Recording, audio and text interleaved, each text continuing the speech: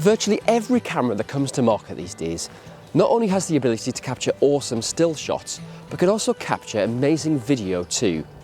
Even the smaller compact cameras can record high quality 4K footage. And today, I'm going to show you how to set up your camera and take your first steps into the world of movie making.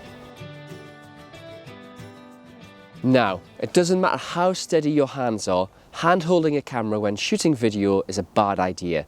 This can lead to shaky footage. If you're new to videography, the chances are that you won't have access to a gimbal. But don't worry though, the humble tripod will do the job. Simply lock off the camera on the tripod and you're ready to go to the next step. Some cameras have dedicated movie modes, but if yours doesn't, then don't worry. Simply turn the mode dial to select manual, that's M on the dial. The full manual mode will allow you to take control of shutter speed, aperture and ISO to balance the exposure. Navigate through your camera's menu system and select the frame rate you'd like to use, for example 50 frames per second. Next, set a shutter speed that's double your frame rate. So if you're using 50 frames per second, select 1/100th of a second, as this gives a smoother look to your footage. With the shutter speed locked in place at double the frame rate, our next task is to level out the exposure using the aperture and ISO. Use the exposure level indicator bar to balance the exposure.